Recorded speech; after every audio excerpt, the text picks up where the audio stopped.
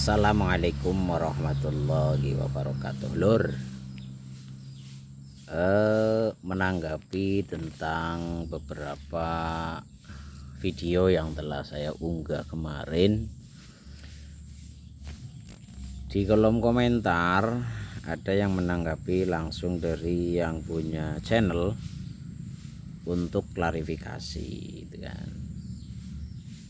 Namun sayangnya untuk komentar yang telah disematkan di video yang telah beredar dari akun channel saya itu sudah dihapus komentarnya, lor. Ya.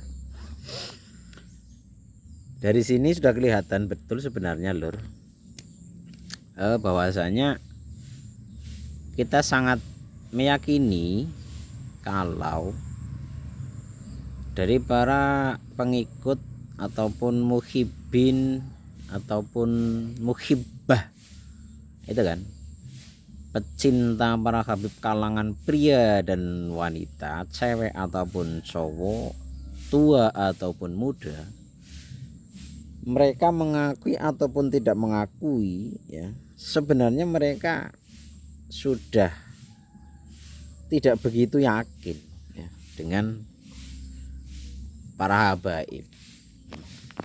Kita sangat yakin itu. Cuman gini, kebanyakan dari para muhibin ini tidak berani untuk muncul ke dunia luar.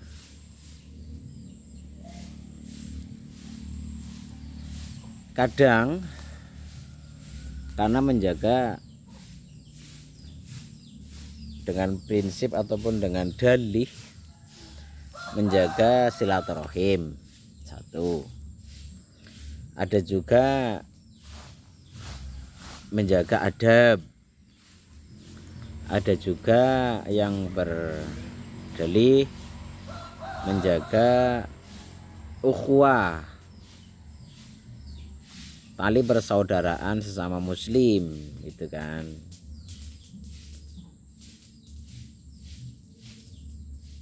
Tapi yang menjadi titik poin sebenarnya, walaupun banyak pengunjung di acara-acara sholawatan gitu kan, ya, sholawatan yang sering berada di lapangan-lapangan lah ya, entah itu konser namanya, entah itu gebiar sholawat ataupun apalah, terserah. Ya, mereka itu sebenarnya banyak yang sudah tahu sih. Kadang juga masih terbawa oleh doktrin, ya, doktrin dari para kabib-kabib itu sendiri. Kalau untuk kader-kader generasi NU, generasi muda NU, itu kebanyakan masih mengikuti instruksi dari para kiai, instruksi dari ketua PBNU, yaitu untuk berhusnudzon. Kita semua pun selalu menjaga husnudzon. Kita semua masih menjaga itu. Kepada siapapun kita berhusnudzon, selalu bersangka baik kepada orang lain. Dan kalau untuk masalah kajian ataupun penelitian yang dijalankan oleh Kiai Haji Imad, itu kan udah lama, ya. Kalau nggak salah itu dari tahun 2012 atau 2013 beliau sudah mulai menulis ataupun meneliti lah nasab dari klan-klan Ba'alwi. Tidak hanya 1-2 tahun beliau meneliti, mengkaji kesohihan nasab Ba'alwi, kan seperti itu. Dengan puncak keyakinannya beliau, setelah melalui penelitian yang sangat jeli, karena ini sangat sensitif tentunya, apalagi berkaitan dengan nasab Rasulullah Shallallahu Alaihi Wasallam. Tentunya ini adalah resiko yang tidak main-main. Resikonya dunia akhirat loh. Pasti ini resikonya dunia akhirat. Karena apa?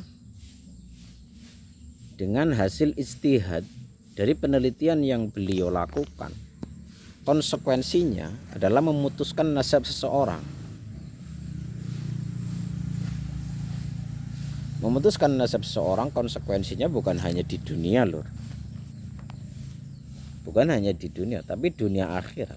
Apakah orang sealim beliau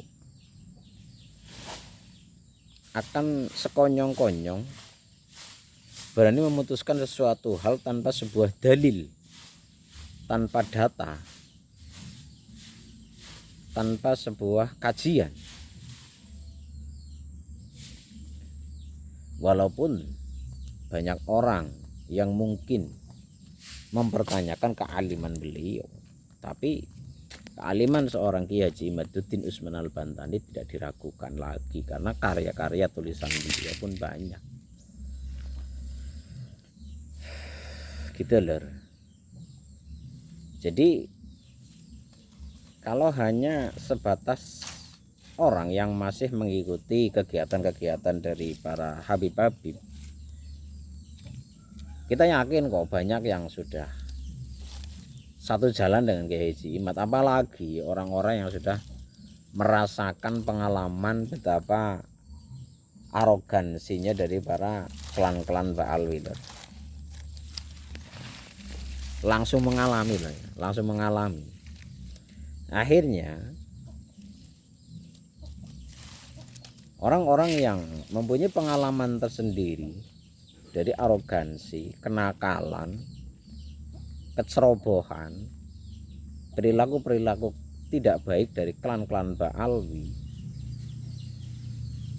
akhirnya mendorong keyakinannya bahwa apakah betul orang-orang yang mengklaim sebagai keturunan Nabi perilakunya seperti itu. Ya, seperti apa perilaku kejahatan, perilaku bisa orang mengatakan kenakalan dari klan-klan orang-orang yang mengklaim sebagai keturunan Nabi, yang akhirnya merujuk apakah iya seorang yang mengklaim dirinya sebagai keturunan Nabi perilakunya sekasar itu, sekeras itu, omongannya jorok, omongannya selalu memprovokasi umat.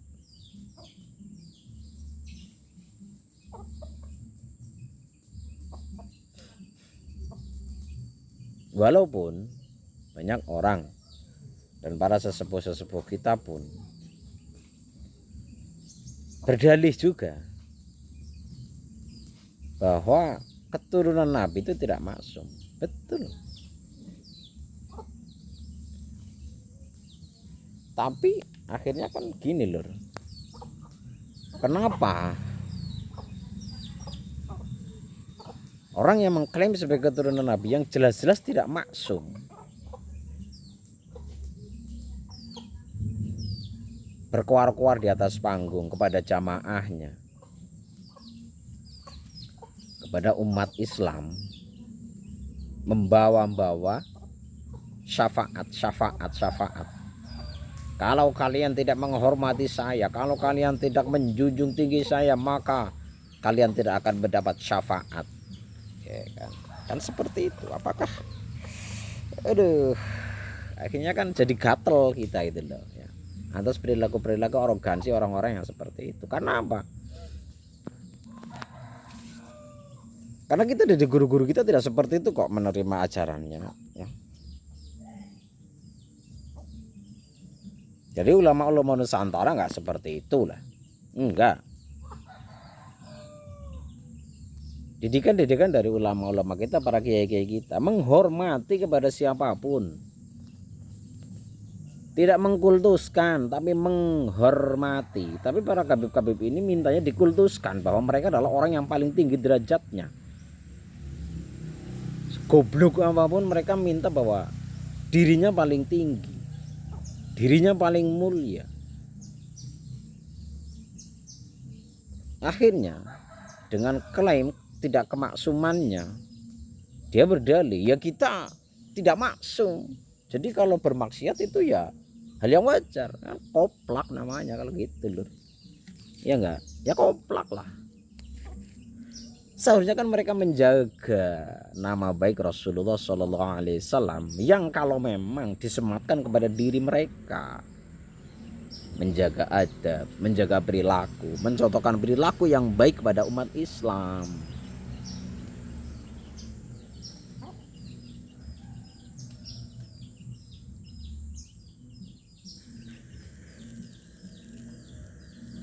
Meminta dengan paksa,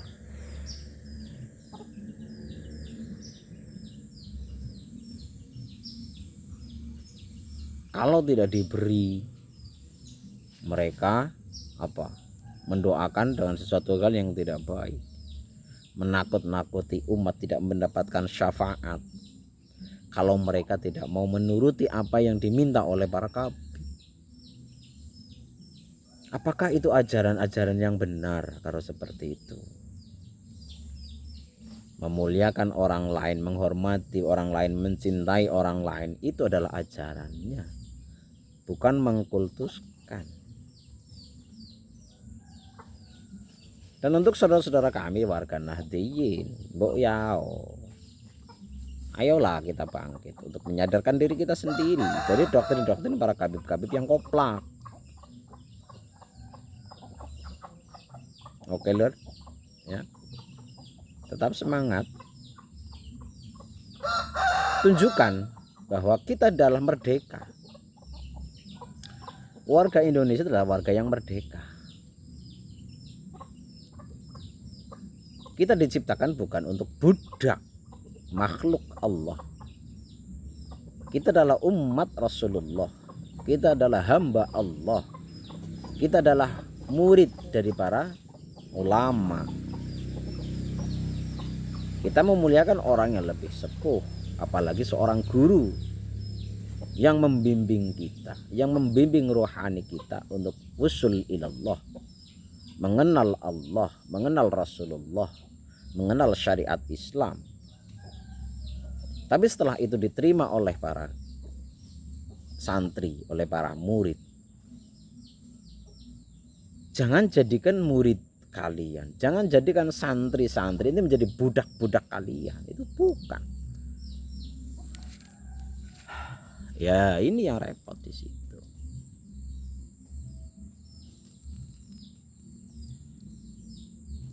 Ada hak seorang murid, ada hak seorang guru, ada batasan-batasan. Itu yang perlu diingat. Tidak semena-mena. Semua itu ada hukum syariatnya. Ya, untuk saudara-saudaraku dari sahabat ataupun sahabati kader-kader NU, saya yakin kalian semua sebenarnya sadar sudah. Cuman ada rasa ketakutan, ya, ada rasa kekhawatiran, ada rasa kebimbangan, dan yang lain-lain. Terkadang karena pertimbangan-pertimbangan duniawi sebenarnya, ya. Itu sih nggak apa-apa lah. Akhirnya banyak yang tidak berani bersuara, walaupun di dalam hatinya pun ikut setuju dengan kajian Kiai Haji Imad, hanya saja tidak berani bersuara. Oke lor, ya. Semoga kita selalu dijaga oleh Allah Subhanahu wa taala dan kita selalu mendapatkan hidayah taufik dari Allah Subhanahu wa taala. Tetap kita selalu berpegang teguh dengan syariat agama. Semoga kita dijaga oleh Allah Subhanahu wa taala. Ihdinas siratal mustaqim. Assalamualaikum warahmatullahi wabarakatuh.